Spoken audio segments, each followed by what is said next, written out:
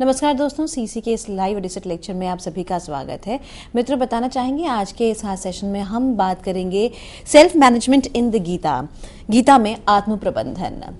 मित्रों, हम हमेशा बात करते हैं मैनेजमेंट की, चाहे हमारा व्यक्तिगत जीवन हो, सामाजिक जीवन हो या फिर हमारे कार्य क्षेत्र क्यों न हो, हर जगह हमें मैनेजमेंट की जरूरत पड़ती है, क्योंकि बिना खुद को मैनेज किए हुए हम एक सफल जीवन की अनुभूति नहीं कर सकते हैं। जिस प्रकार हमारे आम जीवन में मैनेजमेंट की जरूरत होती है, उसी प्रकार गीता में भी मैनेजमेंट के बारे में लिखा गया है। किस प्रकार सेल्फ मैनेजमेंट हमारे लिए अति आवश्यक है, इस बारे में गीता में भी लिखा गया है। तो मित्रों, बताना चाहेंगे कि हम self management in the Gita इस श्रृंखला के अंतर्गत आप सभी के लिए कई सारे लेक्चर्स आयोजित करेंगे और हम उम्मीद करते हैं ना ही आप केवल सेल्फ मैनेजमेंट सीखेंगे, इसे अपने व्यक्तिगत जीवन में भी शामिल करेंगे।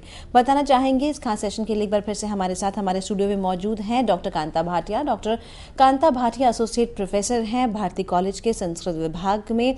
इन्होंने कई पत्रिकाओं, किताबों के जरिए संस्कृत भाषा को आगे बढ़ाने की कोशिश की है और बताना चाहेंगे कि ये अपने छात्र छात्राओं के बीच में लोकप्रिय हैं। तो आइए तहे दिल से स्वागत करते हैं डॉक्टर कांता भाटिया का और गीता में आत्म प्रबंधन इस पर विशेष चर्चा करते हैं। डॉक्टर कांता भाटिया, आपका बहुत बहुत स्वागत है। बहुत बहुत धन्यवाद गीतिका जी।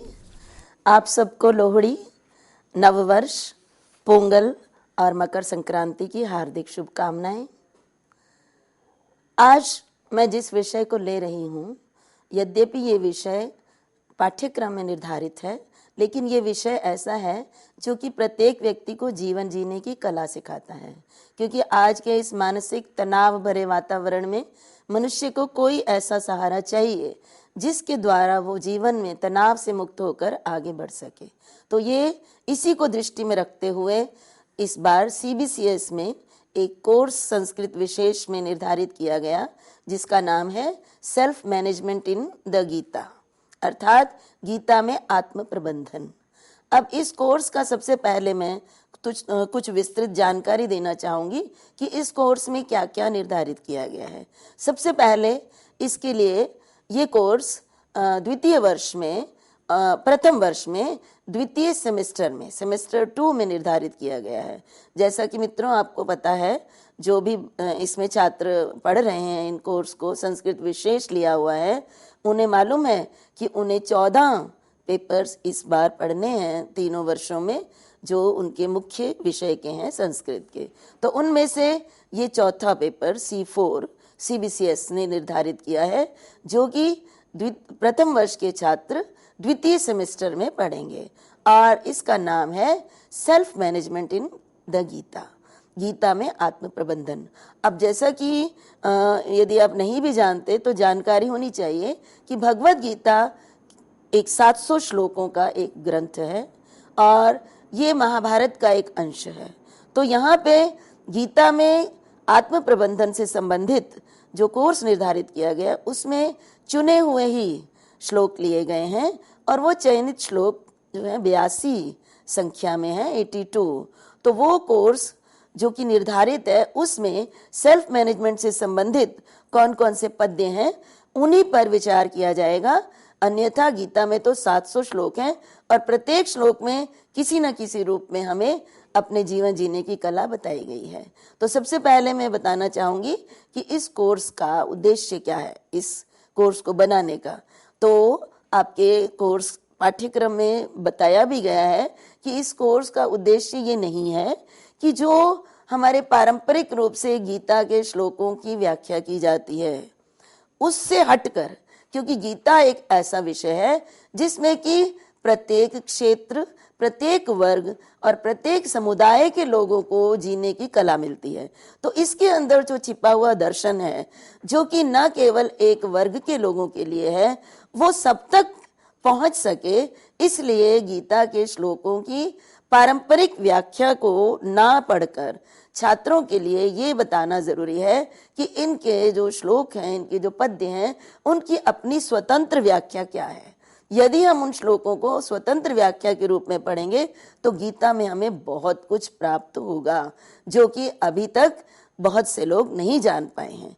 और मैं ये भी बताना चाहूंगी कि गीता का जब भी नाम आता है, भगवद गीता का नाम, तो आम व्यक्तियों के सामने एक ऐसा ग्रंथ जो कि धार्मिक ग्रंथ है, वो और उसको मंदिर में रखना, पूजा करना और उसके सुबह उठ के उनके कुछ श्लोक पढ़ लिए, उनका जाप करना, यहीं तक सीमित रह जाता है।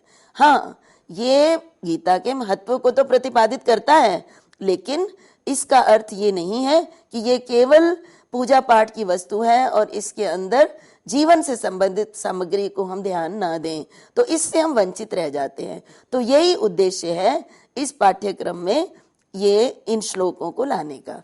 तो मैं आपको इस पाठ्यक्रम में सेल्फ मैनेजमेंट से संबंधित कहाँ कहाँ चर्चा हम करेंगे, उसकी जानकारी जो CBCS में दी गई है, मैं वो आपके सामने रखना चाहूंगी। उसमें 3 सेक्शंस में विभाजित किया गया है।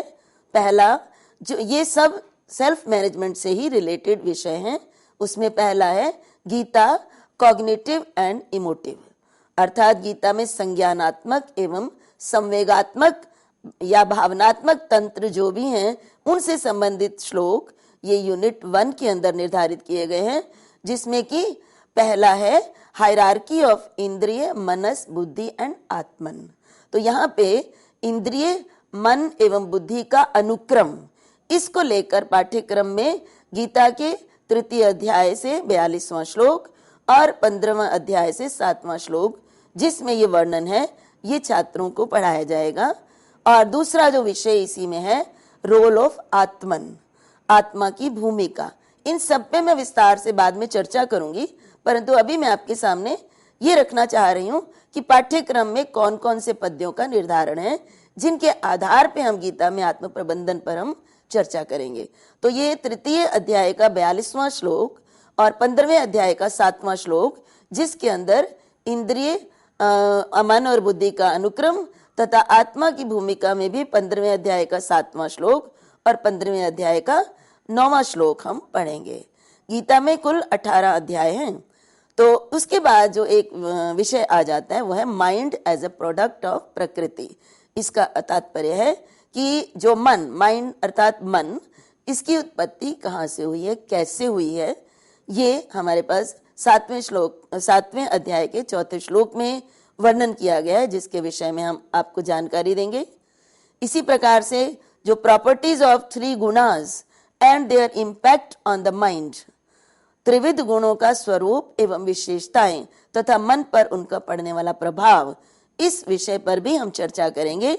और ये विषय जो है, इनका 13वें अध्याय के 5 और 6 पद्यों में है, 14वें अध्याय के 5वें और 8वें पद्य में है, 11वें अध्याय के 13वें पद्य और फिर 14 अध्याय के 17वें पद्य में इनका वर्णन किया गया है।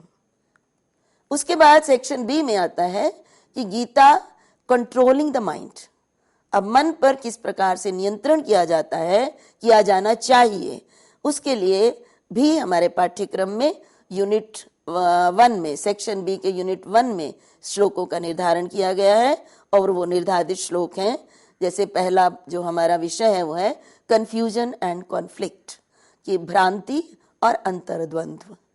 और दूसरा है नेचर ऑफ कॉन्फ्लिक्ट, अर्थात किस प्रकार का अंतर्द्वंद्व हमारे मस्तिष्क में चलता है, उससे संबंधित जो पद्य है वो है पहले अध्याय का पहला पद्य, चौथे अध्याय का 16वां पद्य और फिर पहले अध्याय का 45वां पद्य और दूसरे अध्याय का 6ठा पद्य।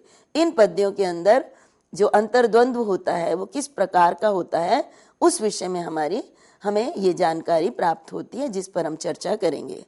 इसी प्रकार से एक विषय कैजुअल फैक्टर्स, अब इस अंतर्द्वंद के कारण क्या है, क्या कारण है जिनके कारण अंतर्द्वंद्व होता है। तो उसमें एक आता है अज्ञान, जो 2 अध्याय के 41वें पद्य में हम चर्चा करेंगे। इंद्रियां, जो दूसरे अध्याय के 60 श्लोक में हम चर्चा करेंगे। मन, उस दूसरे अध्याय के 67वें श्लोक में करेंगे। और रजोगुण, जिसके विषय में हम 3 अध्याय के 36 से लेकर 39 श्लोक तक और 16वें अध्याय के 21वें श्लोक में हम चर्चा करेंगे। इसी प्रकार से वीकनेस ऑफ माइंड, मन की दुर्बलता के विषय में हम दूसरे अध्याय के 3 श्लोक में और चौथे अध्याय के 5वें श्लोक में हम चर्चा करेंगे। ये मैंने विस्तृत जानकारी के लिए आपके सामने तालिका प्रस्तुत कर दी है उस तालिका को मैं पूर्ण रूप से आपके सामने ना पढ़ के जिस विषय पर हम सबसे पहले चर्चा करेंगे मैं उसी पे आना चाहती हूँ। आप इस तालिका को देख सकते हैं और आप जानकारी प्राप्त कर सकते हैं कि हमें गीता में कितने श्लोक और कौन कौन से श्लोक किस किस विषय से संबंधित हैं, जिनको कि हम सेल्फ मैनेजमेंट में, आत्म प्रबंधन में हमारी जानकारी को बढ़ाएंगे। तो मैं आना चाहूंगी प्रमुख रूप से जो गीता का हमारा जो यूनिट 1 है, जो हायरार्की ऑफ इंद्रिय, मनस, बुद्धि एंड आत्मन, ये इस पर जो इससे संबंधित जो भी चर्चा है वो मैं आपके सामने करना चाहूंगी। तो इस चर्चा को करने से पहले मैं आपके सामने कुछ विशेष बातें रखना चाहूंगी कि प्रबंधन या मैनेजमेंट किसे कहते हैं और सेल्फ मैनेजमेंट क्या है। जब तक हमें यही नहीं जानकारी होगी कि प्रबंधन क्या होता है और सेल्फ मैनेजमेंट क्या होता है, तब तक हम आगे बढ़ नहीं पाएंगे। तो प्रबंधन के विषय में सभी जानते हैं कि प्रबंधन का अर्थ होता है व्यवस्थित करना, अर्थात हमारे पास जितने भी साधन उपलब्ध हैं उनका अधिक से अधिक उपयोग करके और उनसे अधिक से अधिक लाभ की प्राप्ति करना, यही प्रबंधन कहलाता है। इसीलिए आप जानते हैं कि जब भी कोई किसी भी कंपनी में कार्य करना चाहता है एक मैनेजर के रूप में, तो उसके लिए बिजनेस मैनेजमेंट का कोर्स अगर उसने किया हुआ है तो वो उसके लिए अधिक लाभदायक होता है, क्योंकि जो भी कंपनी है, जो भी कार्य क्षेत्र है, उसमें जितने भी साधन उपलब्ध हैं, यदि उन साधनों से हम अधिक से अधिक अगर लाभ प्राप्त नहीं करवा सकते तो कोई भी कंपनी, कोई भी कार्य क्षेत्र, वहां पे वो हमें उतना प्रॉफिट, उतना लाभ प्राप्त नहीं हो सकेगा। तो प्रत्येक जो कार्य क्षेत्र है उसकी ये सबसे परम आवश्यकता है कि उपलब्ध साधनों के द्वारा, अब उपलब्ध साधनों में क्या क्या साधन आ जाते हैं। उपलब्ध साधनों में हमारे पास जो मानवीय सहायता, जो मनुष्य, काम करने वाले मनुष्य हैं, यानी कि एम्प्लॉइज हैं, फिर धन है, जो धन व्यय होता है, फाइनेंशियल बर्डन है, उसके बाद स्पेस है, जो स्थान है। तो जितना हमारे पास उपलब्ध है उसके द्वारा हम कैसे अधिक से अधिक हम आउटपुट दे सकते हैं, यही प्रबंधन कहलाता है। तो इसका मतलब है कि प्रबंधन का जो प्रयोजन है वो कार्य क्षेत्र में तो है, लेकिन केवल कार्य क्षेत्र में नहीं, प्रबंधन हर जगह आवश्यक है। मान लीजिए आप एक गृहिणी हैं और घर चलाना है आपको, और आपको एक सीमित साधन मिले हैं, धन जो सीमित मिला है, जितना मिला है, हर एक के पास तो उतना धन नहीं होता हम जितना चाहें व्यय कर लें। तो जितना हमें धन प्राप्त हुआ है या हमारे घर में जितना स्थान है, जितने कमरे हैं, उसी में हमको हमारे आने वाले अतिथियों को भी उसमें उनको अच्छे से एंटरटेन करना है और उस धन से हमें घर भी पूरा चलाना है। तो एक कुशल गृहिणी का काम क्या होगा कि जितना धन उसको प्राप्त हुआ है उसको आवश्यकता के अनुसार कहाँ मुझे कितना व्यय करना है, कहाँ कितना हम कम व्यय कर सकते हैं, यदि वो इस व्यवस्थित रूप में, यही मैनेजमेंट है, अगर इसके अनुसार वो अपने घर को चलाएगी तो मुझे लगता है कि उसे ना धन संबंधी कमी आती है और ना ही स्थान की भी कमी आती है कि हमें कितने स्थान पे अतिथि अगर आ गया है तो हमें किस तरह से मैनेज करना है, उनको व्यवस्थित करना है। तो दोस्तों, इसी का परिणाम है कि जब नोटबंदी हुई तो बहुत सारी ऐसी गृहिणियां हैं जिन्होंने अपनी बचत में से बहुत सारे जो धन है वो निकाल के अपने पतियों को दिया। तो ये एक प्रबंधन का ही परिणाम है कि एक स्त्री जिसको ये नहीं पता कि मुझे किस तरह व्यवस्थित करके अपने धन का प्रयोग करना है, वो तो अगर कुछ बाजार में खरीदने जाएगी तो ये बिना देखे कि मुझे बाकी समय कैसे काटना है पूरा महीना, तो बाद में उसको परेशानियों का सामना पड़ सकता है। तो इसका मतलब ये हुआ कि प्रबंधन की आवश्यकता न केवल बिजनेस या कार्य क्षेत्र में है, अपितु प्रत्येक क्षेत्र में है। अब दोस्तों, मैं आपके सामने आत्म प्रबंधन की बात करना चाहती हूँ कि प्रबंधन के साथ आत्म प्रबंधन का क्या संबंध है। तो मित्रों, मैंने जैसे अभी आपको कहा कि यदि एक गृहिणी अपने ऊपर व्यवस्था नहीं करती है या कार्य क्षेत्र में एक प्रबंधक अगर अपने को व्यवस्थित नहीं करता, मान लीजिए मुझे आज इतना समय मिला हुआ है, इस समय में मुझे अपने एम्प्लॉयज को भी काम पर लगाना है, मुझे मीटिंग्स भी अटेंड करनी है, और मुझे ये भी देखना है कि अगर कोई कंपनी में हमें मिलने के लिए आए हैं, कार्य संबंधी कोई हमें किसी के साथ बातचीत भी करनी है, तो मुझे सब कुछ इस काल में, इस समय में करना है। और मेरे मन में ये आता है कि नहीं, मुझे आज अपने परिवार के साथ घूमने के लिए जाना है, आज मैंने ये काम मैं नहीं कर पाऊंगा, मुझे ये कार्य पहले करना है। तो देखिए, यहाँ पे अंतर्द्वंद्व उपस्थित हो जाता है और यहाँ पर आवश्यकता पड़ती है आत्म प्रबंधन की, स्वयं को व्यवस्थित करने की। यहाँ हमें ये सोचना पड़ेगा कि हमारे लिए इस समय क्या आवश्यक है। क्या हमें अपने परिवार के साथ जाकर और मूवी हॉल में बैठ जाना, क्या वो अधिक लाभदायक है, या मुझे अपने कार्य क्षेत्र में जो मेरा कर्तव्य मिला हुआ है उसको करना मेरे लिए अधिक आवश्यक है। तो अगर मैं अपने इंद्रियों, अपने मन के वशीभूत हो जाता हूँ या तो मैं क्या करूँगा कि छोड़ दूंगा अपने जो अब मेरा कर्तव्य है, मेरा काम है, और मैं जाके अपना सारा समय अपने परिवार के साथ घूमने फिरने में बिता दूंगी, या तो कहिए प्रबंधक स्त्री पुरुष कोई भी हो सकते हैं। तो क्या होगा कि ना तो मैं ही सफल हो पाऊंगी और ना ही मेरे कार्य क्षेत्र में भी मैं कुछ योगदान दे पाऊंगी। तो इसलिए यदि हम कार्य क्षेत्र में या किसी भी क्षेत्र में किसी को प्रबंधित करना चाहते हैं, प्रबंधन करना चाहते हैं, तो सबसे पहले हमें स्वयं पर प्रबंधन करना होगा। प्रबंधन का तात्पर्य व्यवस्था और नियंत्रण भी है कि जब तक हम अपने ऊपर नियंत्रण नहीं करेंगे तब तक हम किसी को भी नियंत्रित नहीं कर पाएंगे। दोस्तों, मैं आपको एक छोटा सा उदाहरण देके बताना चाहूंगी कि एक बार एक पिता अपने पुत्र के गुड़ खाने की आदत से बहुत परेशान थे। तो उन्होंने एक साधु का नाम सुना हुआ था जो कि वो उनके हर चीज गंदी आदत को छुड़ा देते थे। देखिए, अति तो सबकी खराबी होती है। तो पिता परेशान थे, इसलिए उन्होंने नाम सुना हुआ था। तो वो उन साधु महात्मा के पास पहुंच गए और उन्होंने कहा कि महाराज, ये मेरा बेटा बहुत गुड़ खाता है, तो बीमारियां आजकल बहुत होती है मीठा खाने से, तो कृपया आप इसकी इस आदत को छुड़ा दीजिए।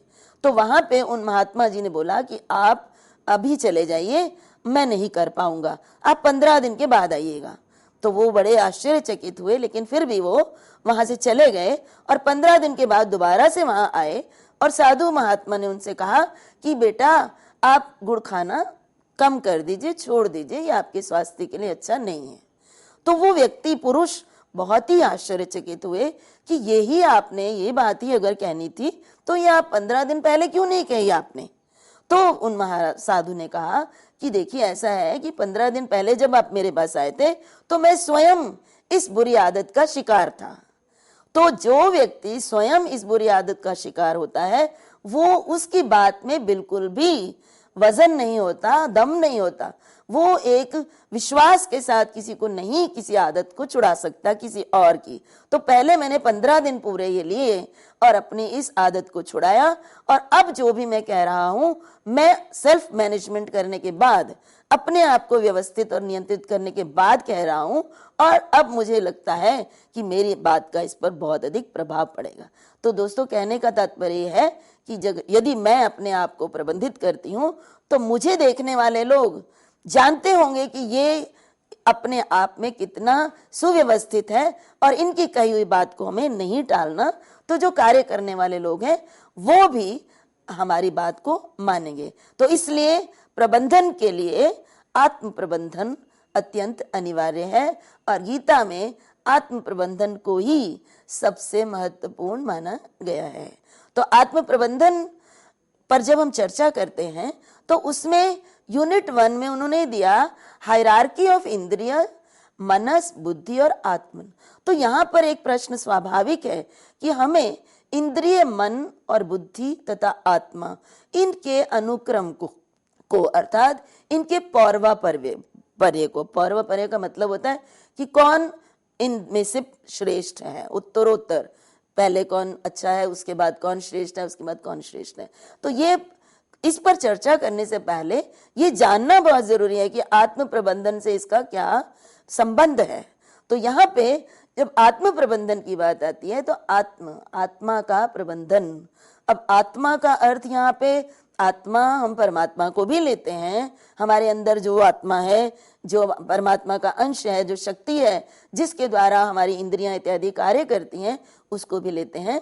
और यहाँ पर जो हम आत्मा का एक अन्य अर्थ ये है कि आत्म जो है इसका अर्थ है जो हमारी इंद्रियां, हमारा मन, जो कि बाह्य विषयों से संदेश लेकर और मन तक और मन बुद्धि तक पहुंचाता है।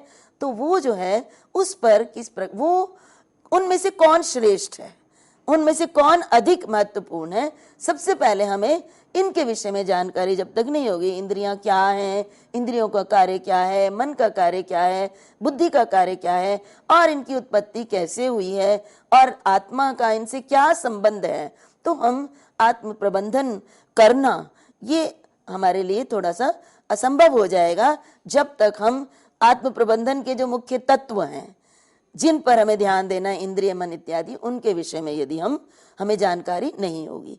तो यहाँ पर दोस्तों इसीलिए जो सबसे पहले जो हमारे कोर्स में निर्धारित किया वो है कि हमें हमारी इंद्रियां, मन, बुद्धि और आत्मा, इनमें से कौन श्रेष्ठ है, अधिक श्रेष्ठ है। तो इसके लिए गीता के 2 श्लोक हमारे पाठ्यक्रम में निर्धारित किए गए हैं जो कि आपके सामने हैं। तो उसका अर्थ बताते हुए मैं आपको समझाना चाहूंगी कि किस प्रकार से एक से दूसरा उत्तरोत्तर श्रेष्ठ है। तो इसमें कहा कि इंद्रियाणि पराणि आहु, जो इंद्रिय हैं वो पराणी अर्थात श्रेष्ठ, आहु मीन्स मानी जाती हैं। देखिए जो मानव शरीर है उसमें और जो अन्य जो जड़ पदार्थ हैं उसमें क्या अंतर है? उसमें अंतर यही है कि मानव शरीर के अंदर इंद्रियां हैं और जो दूसरे जड़ पदार्थ हैं उनमें इंद्रियां नहीं हैं, वो जड़ हैं। और मानव शरीर में इंद्रियां होने के कारण, अन्यथा जो मानव शरीर है वो भी 5 महाभूतों से बना है, पृथ्वी, जल, तेज, वायु, आकाश, और अन्य जीव भी जिनमें की इंद्रियां नहीं है उनमें भी ये 5 तत्व विद्यमान हैं। तो फिर इंद्रिय होने के कारण हमें जो भी आत्मा के द्वारा हमें चेतनता प्राप्त होती है वो हमें इंद्रियों को कार्य करने के लिए प्रेरित करती है। तो इसका तात्पर्य है कि जो जड़ पदार्थ हैं जिनमें इंद्रियां नहीं होती हैं उनकी अपेक्षा जिन पदार्थों में इंद्रियां होती हैं वो उन इंद्रियों के कारण ही उनसे श्रेष्ठ माने जाते हैं। तो वास्तव में जो अन्य जड़ पदार्थों की अपेक्षा इंद्रियां श्रेष्ठ होती हैं, क्योंकि इंद्रियां ही विषयों को ग्रहण करती हैं, चाहे वो अच्छे हों चाहे वो बुरे हों। अब इंद्रियों की अपेक्षा उन्होंने कहा इंद्रियेभ्यः परः मनः, अब इंद्रियों की अपेक्षा मन श्रेष्ठ है। देखिए अब इंद्रियों का काम क्या है? इंद्रियां हमारे जितने भी संसार के विषय हैं, अब संसार के विषयों में हम क्या मानते हैं कि उसमें शब्द है, स्पर्श है, रूप है, रस है और गंध है। इसके अतिरिक्त संसार की और कोई वस्तु है ही नहीं जिसको कि हमारी इंद्रियों के द्वारा ग्रहण किया जा सके, या मनुष्य से परे, जानकारी से परे और कुछ भी नहीं है। तो ये सब जानकारी जो है वो इंद्रियां जब लेकर जाती हैं अंदर, तो अंदर जो हमारे अंतःकरण के अंदर मन है उसकी क्या भूमिका होती है? जो संदेश इंद्रियां लेकर जाती हैं, मन उस संदेश पर संकल्प विकल्प करता है। मन के विषय में कहा जाता है कि संकल्प विकल्प करना मन का काम है। अब संकल्प विकल्प क्या होता है? अर्थात जिस तरह से अब मान लीजिए हमने कोई ऐसा दृश्य देखा है जो कि हमारे लिए वो अच्छा नहीं है लेकिन हमारे को आकर्षित करता है, हमारे लाभकारी नहीं है लेकिन वो हमें अच्छा लगता है, आकर्षित करता है, तो इंद्रियां तो उस विषय को जरूर उसकी ओर आकर्षित होंगी और उस विषय को लेकर वो अंदर मन तक पहुंचाती हैं। अब मन का काम क्या है कि उस पर संकल्प विकल्प करता है। मन को बस यही काम है कि ये विषय कैसा है, ये अच्छा है, जानने योग्य है, और ये ना जानने योग्य है, बस मन का ये काम होता है। उसके बाद मन जो है उस जानकारी को आगे पहुंचाता है। तो इसका मतलब है कि इंद्रिय का काम तो केवल यही है कि विषय को लेकर मन के पास जाना, लेकिन उसका छांट करना, उसके विषय में उसका एनालिसिस करना, वो काम है मन का। तो इसका मतलब है कि इंद्रियों की अपेक्षा मन अधिक श्रेष्ठ है। इसीलिए कहा कि मन का महत्व इंद्रियों से अधिक है। यहाँ पर एक बात और बताना चाहूंगी कि इंद्रियों की अपेक्षा मन अधिक श्रेष्ठ इसलिए भी है कि मन को इंद्रिय भी माना जाता है, और दूसरा काम मैंने ये भी कहा कि इंद्रियों द्वारा लाए गए विषयों को वो क्या करता है, उनके ऊपर उनकी विवेचना, उनकी आलोचना भी करता है। तो मन के दो काम है, उभयात्मक है। इसीलिए जब हम इंद्रियों की चर्चा करते हैं तो इंद्रियों में हम मन को भी एक इंद्रिय के रूप में भी लेते हैं, और हम कहते हैं 11 इंद्रियां हैं हमारी। एक तो है 5 ज्ञान इंद्रियां, और दूसरी जो है 5 कर्म इंद्रियां 10, और एक मन को भी इंद्रिय के रूप में माना जाता है। अब मन के क्योंकि दो काम है, एक तो मैंने बताया कि वो हम संकल्प विकल्प करता है। अब मन इंद्रिय कैसे है? इंद्रिय का काम तो होता है संदेश को ले जाना, संदेश को ग्रहण करना। तो अंदर जो हमारे सुख दुख इत्यादि की अनुभूति होती है, वो उस सुख दुख को जो पहुंचाने का काम है, आगे ले जाने का काम है, वो भी मन का ही है। तो इसलिए मन का इंद्रिय के रूप में भी काम है। यद्यपि मन बाहरी विषयों को नहीं ग्रहण करता, बाहरी विषयों को हमारी इंद्रियां, आँख कान इत्यादि इंद्रियां ही ग्रहण करती हैं, लेकिन मन भी एक इंद्रिय है, क्योंकि वो हमारे अंदर सुख दुख इच्छा द्वेष इत्यादि जितने भी जो विषय हैं उनको बुद्धि और आत्मा तक पहुंचाता है, तभी हमें सुख दुख की अनुभूति होती है। तो इसलिए उभयात्मक होने के कारण मन इंद्रियों से भी श्रेष्ठ माना जाता है। उसके बाद कहा मनसस्तु परा बुद्धि। अब बुद्धि मन से भी श्रेष्ठ है। कैसे? मन से बुद्धि श्रेष्ठ कैसे है? मन ने संकल्प विकल्प किया, अगर कोई भी संदेश या कोई भी विषय इंद्रिय ने ग्रहण किया तो मन ने उस पर संकल्प विकल्प जब किया, तो बुद्धि का काम क्या है? बुद्धि का काम होता है निश्चयात्मिका। बुद्धि को निश्चयात्मिका कहा जाता है, अर्थात बुद्धि उस पर निर्णय लेती है। मैंने तो दोनों ही विषयों पर कर लिया, भाई ये अच्छा ये बुरा है, और मैंने बुद्धि तक पहुंचा दिया। अब मुझे क्या करना चाहिए, क्या नहीं करना चाहिए, ये निश्चय करना बुद्धि का काम है। तो देखिए, मन तो केवल संकल्प विकल्प ही करता है, अच्छे बुरे को छांट लिया, अब उस चटाई को उसने वहां पे पहुंचा दिया, और उसमें से फिर ये निर्णय करना कि क्या मेरे लिए अच्छा है, क्या मेरे लिए बुरा है, ये निर्णय करना बुद्धि का काम है। और इस निर्णय करने के बाद बुद्धि किसी एक निर्णय को, एक विषय जो कि उसको अच्छा लगा, उसको आत्मा तक पहुंचाता है। आत्मा यहाँ जीवात्मा, जीवात्मा का तात्पर्य है कि मनुष्य के अंदर रहने वाली जीवनी शक्ति, जिसके द्वारा हमारी इंद्रियां, हमारा मन कार्य करते हैं, उसे हम जीवात्मा कहते हैं।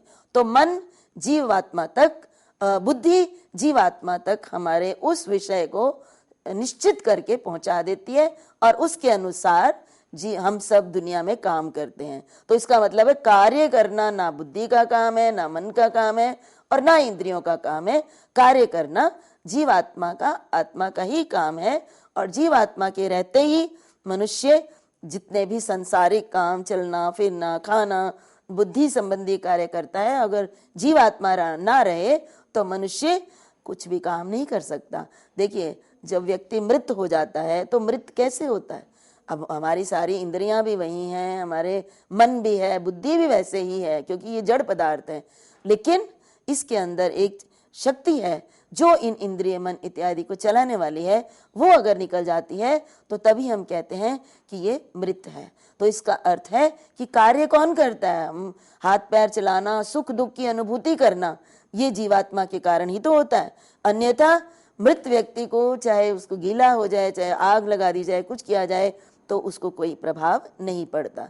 तो इसलिए उन्होंने कहा कि बुद्धे परतस्तु सह, और बुद्धि से श्रेष्ठ वह है। और वह का अर्थ है जीवात्मा, जो कि सुख दुख इच्छा द्वेष और सभी कार्य करने में हमारे इंद्रियों को संचालित करता है।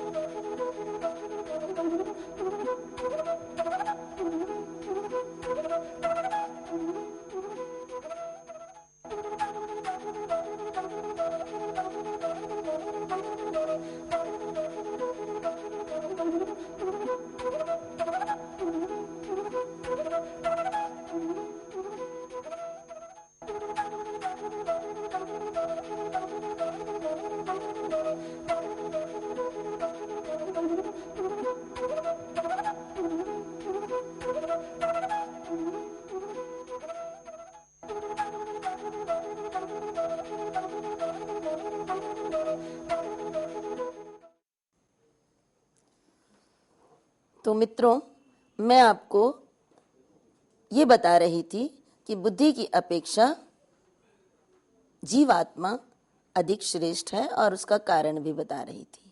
उसके बाद हम ये चर्चा करेंगे कि ये जो जीवात्मा है इसका क्या कार्य है। तो इसके लिए जो पद्य दिया गया है, ममैवांशो जीवलोके जीवभूतः सनातनः मनः षष्ठानि इंद्रियाणि प्रकृतिस्थानि कर्षति। इसका अर्थ है कि जीवलोक में, जीवलोक का तात्पर्य है कि ये संसार जिसके अंदर प्राणी रहते हैं, इसको हम जीवलोक और इसको हम मृत्युलोक भी कहते हैं। तो इस संसार में, इस जीवलोक में जो जीव रूपी, जीवभूता में जीव के रूप में, अब यहाँ जीव का अर्थ यहाँ जीवात्मा से लेंगे, तो जीव के रूप में सनातन, सनातन मीन्स जो निरंतर रहता है, कभी नष्ट नहीं होता, ऐसा मम एव अंशो, वो मेरा ही अंश है। अब यहाँ मेरा का अर्थ है परमात्मा।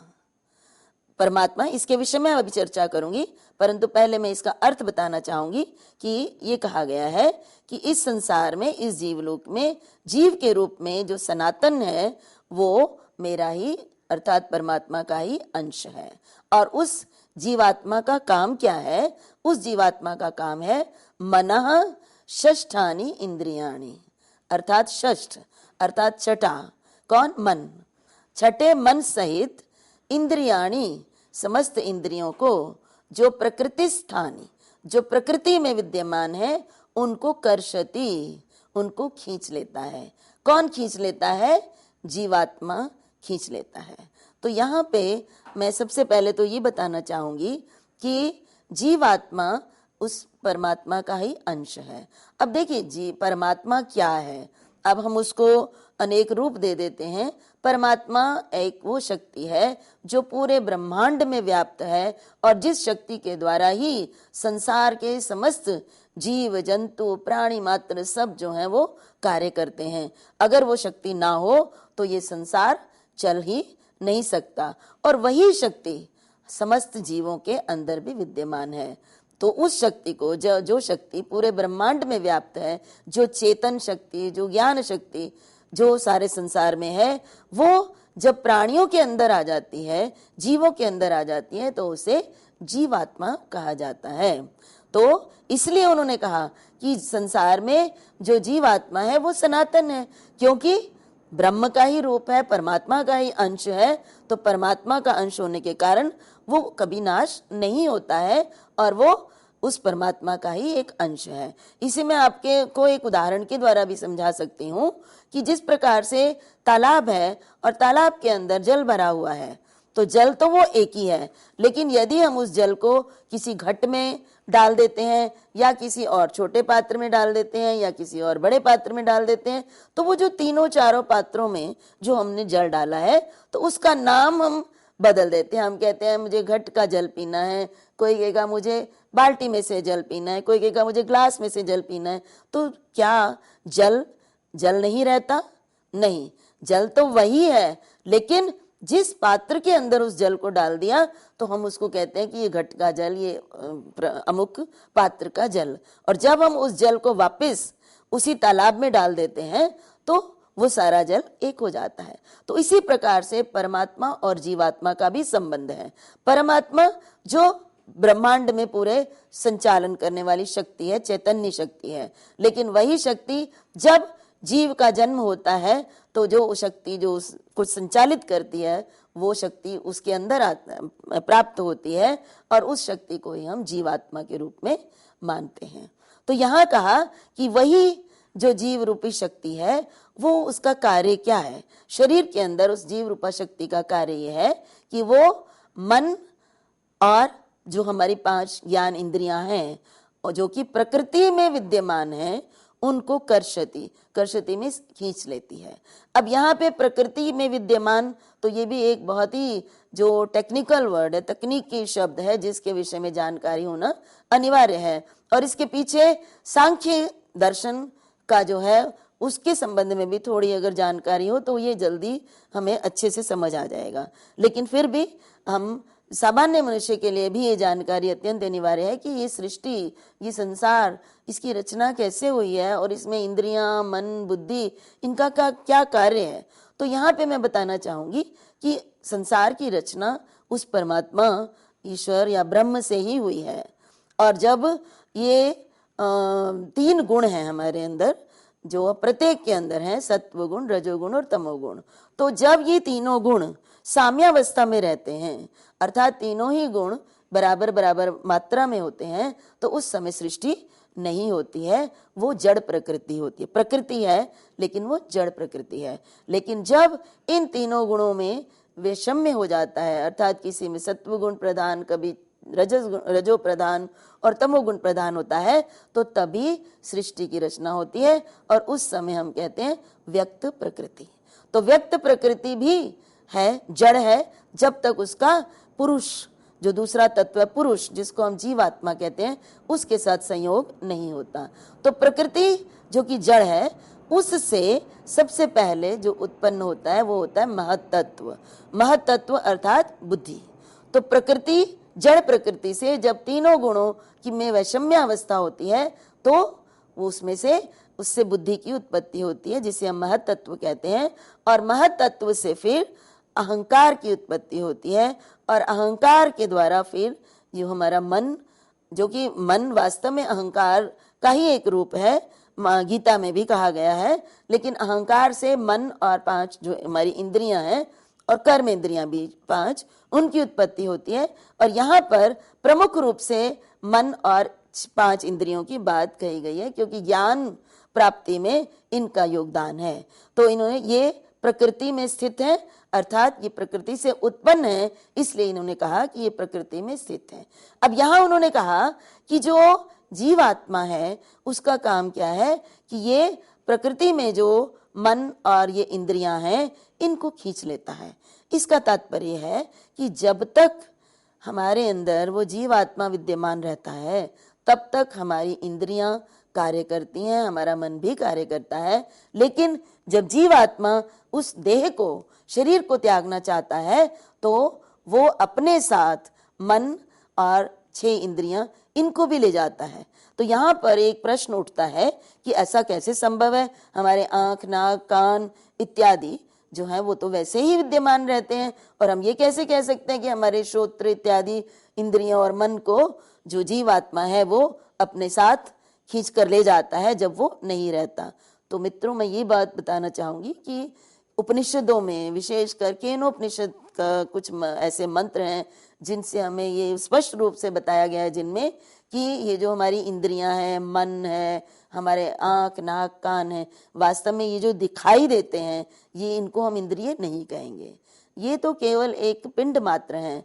इनके अंदर कान के जो छिद्र है, कर्ण शुष्कल, इसके अंदर जो हमारी शक्ति है वो वास्तव में कर्ण इंद्रिय है। और हमें वो जो कर्ण इंद्रिय अर्थात वो जो सुनने की शक्ति है, वो कहाँ से आती है? जीवात्मा से। तो इसलिए जब ये कहा जाता है कि ये प्रकृति में जो ये हमारे आंख, नाक, कान इत्यादि और मन है, अर्थात इनके अंदर जो शक्ति प्राप्त होती है, जिनके द्वारा हम कहते हैं कान से सुनता हूँ, आंख से देखता हूँ, वो सारी शक्ति जो है वो जब जीवात्मा उस शरीर को छोड़कर निकलते हैं, तो वो शक्ति भी हमारे अंदर समाप्त हो जाती है। तो मित्रों, ये जानना बहुत आवश्यक है कि हम जिस शरीर को, जिन इंद्रियों को, जिन आंख, नाक इत्यादि को हम सत्य मानते हैं, और केवल मात्र हम उन्हीं को सत्य मानकर जीवन में सारे काम करते हैं, और यही कारण है, इसी कारण से जो ये अर्जुन है, उनके मन में भी जो अंतर्द्वंद्व आया, जिसके कारण कृष्ण को गीता की रचना करनी पड़ी। तो वहां पे जो अर्जुन को अपने भाई बंधुओं को, अपने चाचाओं को देखकर उसके मन में ये बात आ जाती है कि मैं किस तरह से इन सबको मारने का पाप अपने ऊपर ले सकता हूँ, इसलिए मैं युद्ध नहीं करूंगा। तो यहाँ हमें सबसे पहले ये जानना जरूरी है कि ये जो वास्तव में जो हमें इंद्रियां, आंख, नाक, कान इत्यादि दिखाई दे रहे हैं, वो वास्तविक सत्य नहीं है। सत्य है इनके अंदर जो हमारे शक्ति है काम करने की, और वो शक्ति जीवात्मा है, और वो जीवात्मा उसी परमात्मा का ही अंश है। अब उसका नाश कैसे हो सकता है? उसका तो नाश नहीं हो सकता। तो इसलिए हम अपने कर्तव्य से विमुख क्यों हों, इसलिए हम ये क्यों सोचें कि मैं इस व्यक्ति के शरीर को अगर नुकसान पहुंचाऊंगा तो मैं पाप का भागी बनूंगा। तो जो हम अपना मैं मेरा करके जो जीवन में गलत काम करते हैं, देखिए जब मैं ये ना समझ के कि जो जीवात्मा है ये वो परमात्मा का ही अंश है और उसको कभी हम नष्ट नहीं कर सकते, कोई भी नहीं कर सकते। तो जब मैं ये जान जाऊंगी तो देखिए जो मेरे सामने मेरा भाई बंधु है उसके अंदर भी वही जीवात्मा है, और जो मेरे शत्रु हैं या जिनको मैं पसंद नहीं करती हूँ उनके अंदर भी वही जीवात्मा है। तो अगर मुझे ये ज्ञान हो जाएगा कि जीवात्मा तो सब में एक ही है, जैसे मैंने कहा पानी जल तो एक ही है, चाहे वो ग्लास में डाला चाहे उसमें डाला है, अंतर केवल जो मात्र दिखाई देने वाले जो रूप का है, जो उसका कोई काम नहीं है, उसको कोई प्रयोजन नहीं है।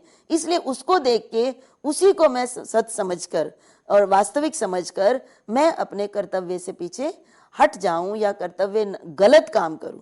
अगर मुझे ये है, ये मेरा अगर मेरे पास एक नौकरी है या कोई कार्य है, लाभकारी कार्य है, तो मैं ये देखूं कि मेरा जो भाई है, मेरा बेटा है, ये मैं अवसर उसको दे दूं, और जो दूसरा है जिसको मैं पसंद नहीं करती हूं और उसमें वो योग्यता है उससे अधिक, तो मैं उसको ना देकर, तो मैं क्या कर रही हूं, मैं पुण्य नहीं, मैं पाप का कार्य कर रही हूं।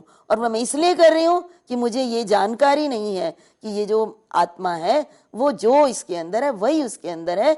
इसलिए मैं इस सामने दिखाई देने वाले इंद्रिय इत्यादि को सच मान के मैं अपने कर्तव्य से विमुख होकर स्वयं को कर्म बंधन में क्यों डाल रही हूं, क्यों मुझे इस पाप को कर्म करके भोगने के लिए यहाँ पे जीवन लेने पड़ेंगे।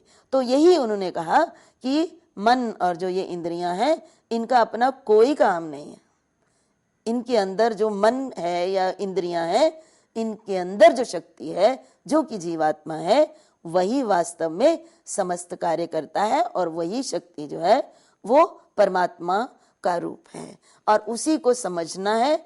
अगर हम उसको समझ लेते हैं तो हम अपने आप को भी प्रबंधित करेंगे, क्योंकि हम जानते हैं कि हम किसी के साथ अगर बुरा करेंगे तो हम अपने साथ बुरा करेंगे, क्योंकि जो मुझ में है वो तुम में है और वो सब उस ब्रह्म का, उस परमात्मा का अंश है। तो यही चर्चा जो है वो अगली उसमें जो है विषय में भी दी गई है। उसमें ये बताया कि रोल ऑफ आत्मन, तो आत्मा की भूमिका क्या है। तो जो अभी आपको मैंने 15वें अध्याय के 7वें श्लोक में जो श्रेष्ठता के विषय में बताया, उसी को हम वही बात यहाँ पर पुनः कही गई कि आत्मा का क्या कार्य है। आत्मा इन इंद्रियों को संचालित करता है जब तक रहता है, और जब ये रहता है तो उन इंद्रियों और मन को भी अपने साथ खींच कर ले जाता है, अर्थात उनके अंदर शक्ति नहीं रहती है। अब इंद्रियों के विषय में बताया और पुनः जीवात्मा किस प्रकार से उनको चलाता है। देखिए एक चीज मैं यहाँ बताना चाहूंगी कि आत्मा शब्द वास्तव में हिंदी में हम आत्मा स्त्रीलिंग में प्रयुक्त करते हैं, लेकिन संस्कृत में आत्मन शब्द पुल्लिंग है। इसलिए जब भी हम प्रयोग करेंगे, हम हिंदी से प्रभावित होने के कारण कई बार हम आत्मा को स्त्रीलिंग में प्रयुक्त कर देते हैं, लेकिन मैं आपसे यही कहना चाहूंगी कि इसको हम पुल्लिंग में ही प्रयोग करें जब भी हम कोई प्रश्न का उत्तर देते हैं। तो यहाँ पे उसके बाद उन्होंने जो एक पद्य दिया वो दिया, श्रोत्रम चक्षु स्पर्शनम च रसनम घ्राणम एव च अधिष्ठाय मनश्चायम विषयान उपसेवते। तो यहाँ पे जो 5 ज्ञान इंद्रियां हैं उनके नाम गिनाए, श्रोत्र, चक्षु, स्पर्शन मीन्स त्वचा जिसके द्वारा हम स्पर्श करते हैं, और रसनम रसना अर्थात जिह्वा, और घ्राण अर्थात नासिका जिसके द्वारा हम सूंघते हैं जो भी पदार्थ होते हैं। तो ये जो है 5 हमारी ज्ञान इंद्रियां हैं, और उसके बाद मनश्चयम और मन।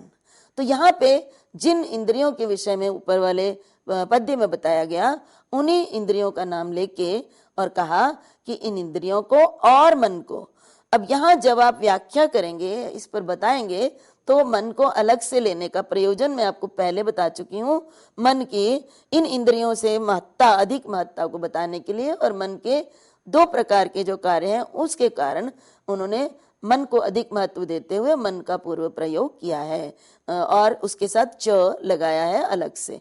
तो यहाँ कहा कि मन का अधिष्ठाय, मन का अधिष्ठाता बनके, इंद्रियों का और मन का अधिष्ठाता, अधिष्ठाता होता है संचालन करने वाला, तो संचालन करने वाला बन के अयम।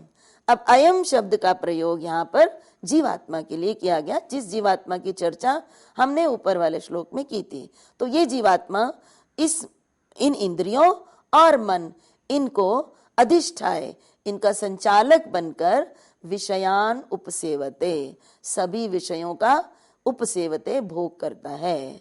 अब यहाँ पे एक बहुत बड़ी बात यहाँ समझने वाली है कि मैंने अभी भी कहा आपको कि इंद्रियों में किसी भी विषय को भोग करने की शक्ति नहीं है, इंद्रियां और मन भी, मन में भी कोई शक्ति नहीं, मन भी जड़ है। मन का भी काम केवल संकल्प विकल्प करना, इंद्रियों का काम भी केवल संदेश ले जाना है। जो काम श्रोत्र इंद्रिय का है वो श्रोत्र इंद्रिय करता है, हमें कुछ शब्द सुनाई देते हैं, कोई गीत संगीत या कोई भी बात सुनाई देती है, तो उस बात उसको पहुंचाना ये विषय कहलाते हैं, और उनसे संबंधित, इन इंद्रियों से संबंधित विषयों को जो अंदर पहुंचाना इनका काम होता है।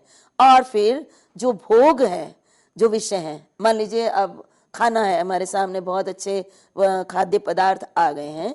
अब खाद्य पदार्थ जो है इनको हमें लगता है कि हम हाथ से खा रहे हैं, वो करें, ये तो केवल मात्र उस विषय के आस्वादन को हमारे ले जाता है मन तक। और मन कई बार देखिए हम कोई खाने के लिए बैठते हैं तो वहां पे हमें उसका स्वाद ही नहीं अच्छा लगता, तो मन जो है फिर संकल्प विकल्प करके कि ये मीठा है और ये कड़वा है, ये दोनों स्वाद जो है वो बुद्धि तो पचाता है और बुद्धि निर्णय करती है, और उसको भोगता जो है वो जीवात्मा है। तो यहाँ मैं आपको बताना चाहूंगी कि यहाँ पर ये कि हम ये कहते हैं कि विषयों का सेवन करता है, विषयों का भोग करता है, तो वास्तव में यहाँ अर्थ तो यही है, लेकिन इस अर्थ को बड़े गहराई से हमें इस पर विचार करना होगा कि एक तरफ हम ये कहते हैं कि जो जीवात्मा है वो नित्य है, ना वो जो है किसी का भोग करता है, सुख दुख, स्वादिष्ट या ना स्वादिष्ट, इस सब का प्रभाव जीवात्मा पर नहीं पड़ता। जीवात्मा ना कम होता है, ना ज्यादा होता है, ना खुश होता है, ना दुखी होता है। लेकिन हम अब यहाँ ये कह रहे हैं कि ये जो सारे विषय हैं जो श्रोत्र इत्यादि के द्वारा ग्रहण किए गए हैं, उनको जीवात्मा ही भोग करता है। वास्तव में ये सुख दुख आदि का प्रभाव जीवात्मा पर नहीं लगता, लेकिन हमें ये ऐसा प्रतीत होता है कि जीवात्मा जो है वो सुख दुख का भोग करता है। वास्तव में जीवात्मा किसी का भोग नहीं करता। इन इंद्रियों इत्यादि के माध्यम से जीवात्मा को हमें ये एक, क्योंकि जिस शरीर में है तो शरीर के जितने भी कार्य हैं उनको करने वाला क्योंकि जीवात्मा है, तो इसलिए ये उपाधि है। अविद्या के कारण, अज्ञान के कारण हम ये समझते हैं कि ये जीवात्मा सारे काम करता है। और ये आपने देखा होगा कि ऐसे भी लोग हैं जो कि हफ्तों हफ्तों पूरे सप्ताह भर बिना उठे, बिना खाए पिए, बिना कुछ किए कार्य करते रहते हैं। तो अगर इंद्रियां और जीवात्मा के कार्य से जीवन चलता होता तो ऐसा संभव नहीं होता। इसलिए जीवात्मा भोग करता हुआ प्रतीत होता है, ऐसा हम कहेंगे, क्योंकि अगर जीवात्मा की शक्ति ना हो तो ये इंद्रियां इत्यादि सारे निष्क्रिय हैं। तो ये आत्मा की भूमिका के विषय में हमने इन श्लोकों में पढ़ा। अब मन के विषय में देखिए, मन जो है उसके विषय में जानकारी प्राप्त करना अत्यंत अनिवार्य इसलिए है कि जो मन है वो इंद्रियों को भी जो है अग्रसर करता है, मन इंद्रियों को भी अपनी ओर खींचता है। मन की भूमिका बहुत बड़ी है। मन केवल इंद्रियां लेके आ रही हैं उसी का काम नहीं है। अगर हमारा मन हमारे कंट्रोल में नहीं है, हमारे वश में नहीं है, तो मन तो सब कुछ चाहता है। इंद्रियां तभी कार्य करती हैं, विषयों को ग्रहण करती हैं, जब मन उनको चाहता है। इसके लिए मैं आपको एक उदाहरण भी दे सकती हूँ कि जब हम बैठकर कोई पढ़ाई कर रहे हैं, मान लीजिए कोई विषय है उसके ऊपर हम बात पढ़ रहे हैं, तो अगर मेरा मन उस तरफ नहीं है मन मेरा कहीं और है। तो जितना भी मैं आंखें अपनी लगा के और 2 घंटे तक भी मैं उस विषय को पढ़ने का प्रयास करती हूँ, तो मैं उस विषय को समझ नहीं पाऊंगी। क्यों? क्योंकि मन उस विषय में अग्रसर नहीं है, मन की एकाग्रता नहीं है। तो इसलिए मन की बहुत बड़ी भूमिका है ज्ञान के लिए, जीवात्मा को समझने के लिए। इसलिए मन की उत्पत्ति के विषय में हमें मन आया कहाँ से, मन का काम क्या है, ये जानना अत्यंत आवश्यक है। तो इसलिए यहाँ पे सबसे पहले हमें मन की उत्पत्ति कहाँ से हुई उसके विषय में बताया कि प्रकृति से मन की उत्पत्ति हुई है। और इस विषय में गीता में जो श्लोक है जिसके द्वारा हमें ये ज्ञात होता है कि इसमें ये मन की उत्पत्ति प्रकृति से हुई है, 7वें अध्याय का 4था श्लोक है। और वो श्लोक मैं आपके सामने पढ़ देती हूँ। भूमिरापो अनिलो वायु खम मनो बुद्धिरेव च अहंकार इति यम में भिन्ना प्रकृतिरष्टधा।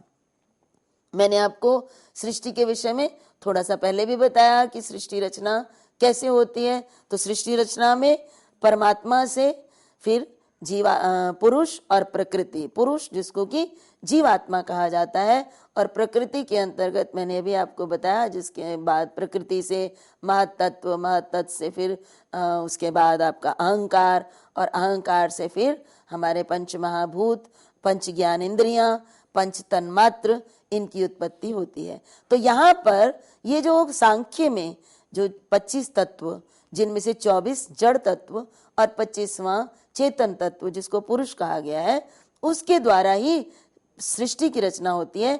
उनमें से ये 8 तत्व जो हैं वो सर्व प्रमुख हैं, जिसके विषय में गीता में कहा। और वो 8 तत्व कौन से हैं?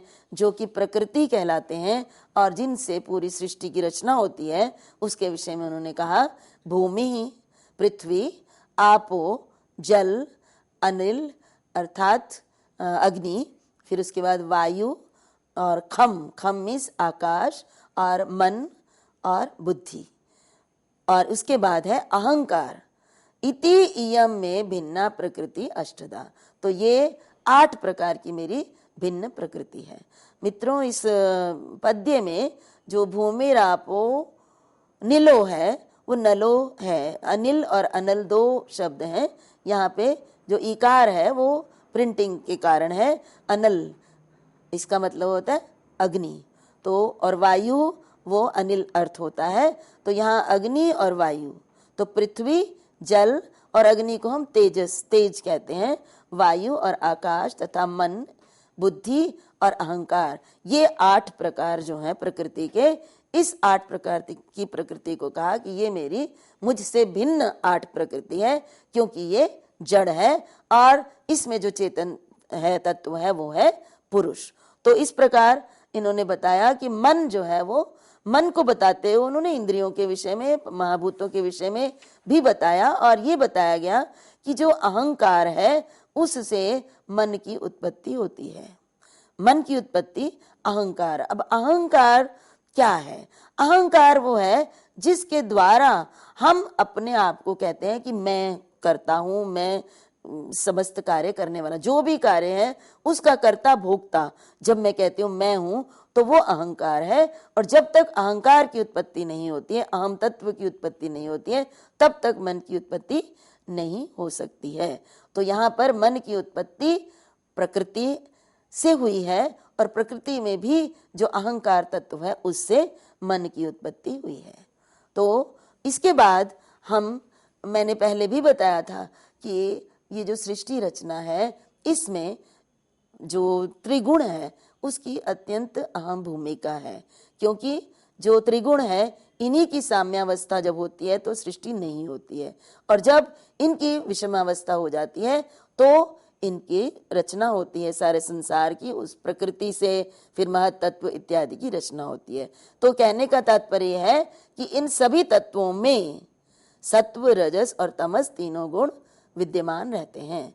तो यहाँ पे उन्होंने पुनः अब तीनों त्रिविध गुणों की उत्पत्ति और तीनों गुणों की विशेषताएं और उन पर मन पर होने वाला प्रभाव, उस विषय में इन्होंने जो पद्य दिए हैं वो कई पद्य हैं जिनके विषय में हम चर्चा जो है आगे करेंगे। लेकिन अभी मैं सिर्फ आपको ये बताना चाहती हूँ कि इन समस्त प्रकृति के जो भी तत्व हैं उन सब में ये तीनों गुण हैं, और इन तीनों गुणों के कारण ही जो स्वभाव है हमारे, जो हमारे कार्य करने की प्रवृत्ति है। अब आप देखते हैं कि कईयों में इतना क्रोध होता है कि उनके साथ बात करने से भी डर लगता है, और कईयों के अंदर इतना सौम्य स्वभाव होता है कि हम सब उनसे बात करने से बड़े ही प्रसन्न होते हैं। तो ये कारण है, ये सत्व गुण किसी में प्रधान होता है क्योंकि विषम होते हैं, तो किसी में सत्व गुण की प्रधानता है तो वो बड़ा ही मिलनसार, ज्ञान प्राप्त करने की इच्छा रखने वाला व्यक्ति, धार्मिक कृत्य करने वाला, किसी के साथ बुरा ना करने वाला होता है। और दूसरी ओर जब रजोगुण की प्रधानता होती है तो रजोगुण प्रधान जिसमें ज्यादा होगा रजोगुण, वो व्यक्ति सक्रिय और दूसरों को भी से आगे बढ़ने वाला स्वार्थी बन जाता है। ऐसे व्यक्ति हमने देखे हैं। और कुछ ऐसे भी होते हैं जिनमें तमोगुण प्रधान होता है। तमोगुण प्रधान व्यक्ति आलसी, क्रोधी, और यहाँ तक कि वो किसी की व्यक्ति की हिंसा करने से भी, मारकाट करने से भी पीछे नहीं हटता। तो ये जो हमारे अंदर विशेषताएं हैं, क्योंकि हम प्रकृति हैं और प्रकृति के अंदर ये तीनों गुण विद्यमान हैं, और जब तीनों गुणों की वैषम्यावस्था नहीं होगी तब तक हम सृष्टि रचना हो ही नहीं सकती। इसीलिए जो मानव है उनके जो स्वभाव में, किसी में जो है अच्छापन, किसी में स्वार्थपन और किसी में एकदम हिंसक प्रवृत्ति, ये जिसमें जो गुण प्रधान होता है उसी के कारण आती है। ये वैज्ञानिक तो इसको प्रोटॉन्स और इत्यादि के द्वारा जो है उनकी वजह से कहते हैं कि हमारे रचना हुई है, लेकिन वास्तव में हम अगर गुण स्वभाव को देखते हैं तो हमें समझ में आता है कि हमारे जो हैं ये तीनों गुण ही हमारे अंदर किसी न किसी रूप में विद्यमान है, कि कभी हम बहुत अच्छे और कभी हमें क्रोध भी आ जाता है और कभी हमें दूसरों का बुरा करने से भी हम पीछे नहीं हटते हैं। तो इस प्रकार जो सृष्टि रचना है और उसमें तीनों गुणों की क्या भूमिका है, मन का क्या स्थान है, और मन पर जो उनका प्रभाव पड़ता है वो क्या पड़ता है, ये मैंने अभी आपके सामने स्पष्ट किया। और इसी पर हम आत्म प्रबंधन पर आगे भी चर्चा करते रहेंगे। धन्यवाद। और इसी से हम धन्यवाद देना चाहते हैं डॉक्टर कांता भाटिया का। और मित्रों, हम यही चाहते हैं कि इन लेक्चर्स के माध्यम से जो खास तौर पर आपके लिए प्रबंधन पर, आत्म प्रबंधन पर हम आयोजित कर रहे हैं, self management in the Gita, ये लेक्चर्स जो आपको हम पहुंचा रहे हैं, उम्मीद करते हैं कि आप इनके ज़रिए ज़रूर लाभान्वित होंगे, आप के ज्ञान में इजाफा होगा। और इसके साथ हम चाहते हैं कि आप अपने विशाल व्यक्तित्व का निर्माण ज़रूर करें। तो आप अगर चाहते हैं कि आपके मन में कोई जिज्ञासा, उसका हल दिया जाए, तो आप हमसे ज़रूर संपर्क कर सकते हैं। हमारी मेल आईडी है info.cec@nic.in। आप सभी से फिर मुलाकात होगी। और self management in the Gita, इसके तहत आपके लिए हम एक नया लेक्चर ज़रूर आयोजित करेंगे। तब तक के लिए आप सभी को नमस्कार। और एक बार फिर से डॉक्टर कांता भाटिया को हम धन्यवाद देना चाहते हैं। बहुत बहुत धन्यवाद गीतिका जी।